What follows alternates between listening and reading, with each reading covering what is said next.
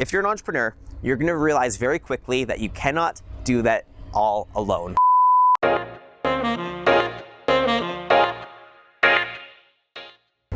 So I can tell you right now that one of the biggest, if not the biggest challenge and sort of thing you're gonna face when you're starting or running your existing business comes down to people. You know, you probably, if you're an entrepreneur, even if you're starting, you probably know how to do something pretty well. So you might have some very special skills for a service, or you have a lot of knowledge about a product. And when it comes to business, it's not really about the what you do that's important, but more so like the who is going to help you achieve your goals and dreams that you set for your business here. And if you're an entrepreneur, you're going to realize very quickly that you cannot do that all alone. And that's actually a good thing. You don't want to do it alone. Nothing wrong with a solopreneur. There's plenty of successful solopreneurs out there, but you do need help. And I've said this in many videos, but you're not as good as you think you are. Not as good as you think you are. This was a hard lesson for me. There's something in life called the hero complex. And what it is that in business, sometimes the owner or the entrepreneur, they have a hard time taking a step back and trusting someone else to do work. They always have the question, when do I actually hire the next person? And why would I hire someone if honestly I can just do it myself? Or I can train someone to do it, but I can do it in half the time, so why even bother? I get this fear, I get the struggle with all of this, but eventually you're going to need to let go of the vine and you're gonna need to take a step back if you want your business to go to the next level. The problem with you being the hero in every situation, you know, being the guy that gets the sale, being the person that saves the client, etc., the problem is the business will only grow as big as you are. You can only be, no matter how great you are, you can only be in one place at one time. You can only be present with one moment. We can multitask a little bit, but not that much. And our productivity goes downwards very quickly the more we try to multitask. So we're going to use this blank organizational chart to help you determine what your next hire should be, and even if you should be doing that next hire. So what you can do is that you have to sort of, remember, plan out what the specific seats are in your organization, not the people you already have. Don't even think about yourself. Don't think about your existing employees, because, hate to break it to you, but you might not be the right person for a certain job, and your employees actually might not be the right people for your business. So you have to focus on really narrowing in on what are the specific roles that your company needs right now or next year if you're planning for next year, and then you'll find the people later on.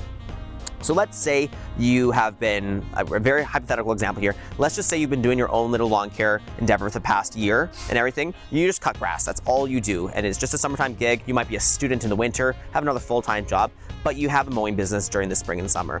So, and you know you need some help. So to start things off, when do you make the first hire? You make the first hire once you are letting deals slip or you're going crazy. What I mean by that is that if you're the person that's cutting all the grass, taking all the calls, doing all the accounting, the bookkeeping, chasing people for money and whatnot, you are probably pretty swamped.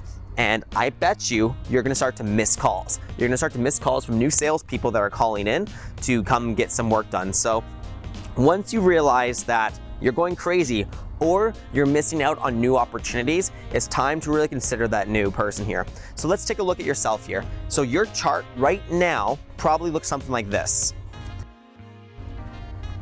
So right away, let's assume you are taking care of all of these. You're doing your own accounting and your bookkeeping, transactions, all that stuff. You are the person that answers the phone when there's a problem or someone has a question about what you do. You are the person that's going and making your Kijiji ads, your Facebook ads, your flyers, your door hangers. You're doing all of that, and you're the one that's doing all of the work yourself.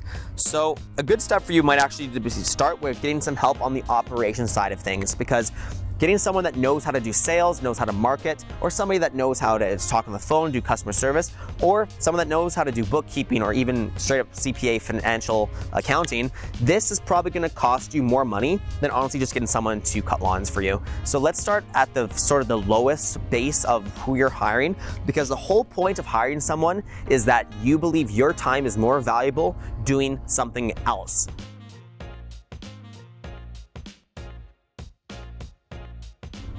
If an accountant is worth $50 an hour, a marketing person is worth $40 an hour, and a customer service is worth $25 per hour, you want to find someone that you could pay, I don't know, $15 an hour to help you do the operations. So you want to put a person in the seat that's the lower dollar amount so that you can focus on the things that are making more money. If you're the owner and you're always doing these $15 an hour tasks, you're not taking full advantage of your skills, because those $100 an hour tasks, the $1,000 an hour tasks need to be filled by someone, and you know your business best. You should be focusing your time on what makes you the most money, those high dollar per hour positions, and find someone to help you with the lower dollar per hour positions here.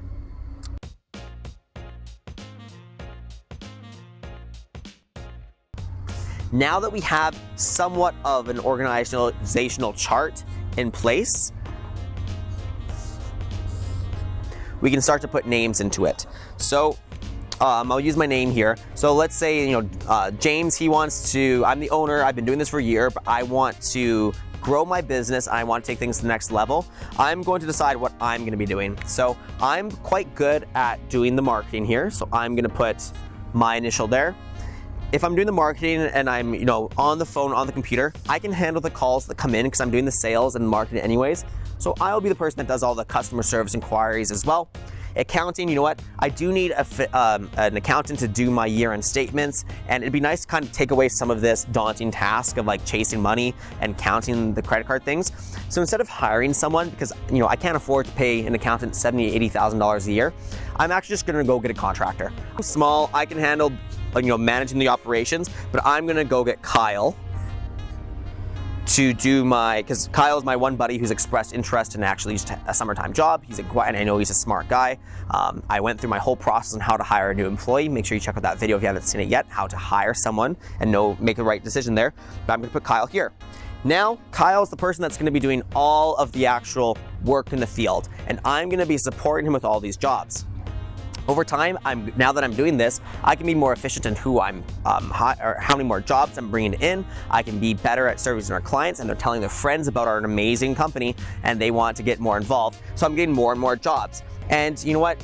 Whatever you make is never going to be concrete. You're going to be changing this up all the time. But what's important is that you start to write things down so you can start to get more of a picture for what your company is going to be and how you want to put things together.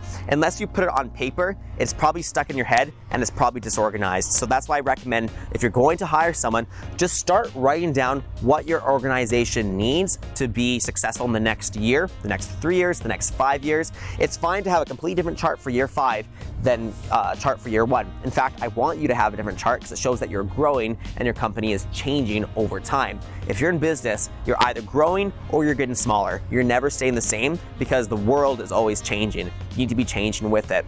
I hope this helps sort of get you some pictures in your mind about what an organization can look like when it's on paper, and help you make the decision about whether you're in a position where it's time to get some help. Remember, as an entrepreneur, we have this ego thing where we think we're the person that should be doing everything because we're so amazing, but we're actually not that amazing. You know what? If you're super, super good at accounting, odds are, I might be bringing some stereotypes here, but you might not be the best on customer service because you're a numbers person, not a people person. I'm sure there's accountants out there that are great at talking at parties and whatnot, but there's not that many. So it's important to make sure that you focus on your strengths and make sure that you hire someone to accommodate for your weaknesses, or make sure that your valuable time is being better spent on the $100 an hour positions versus the $15 an hour positions.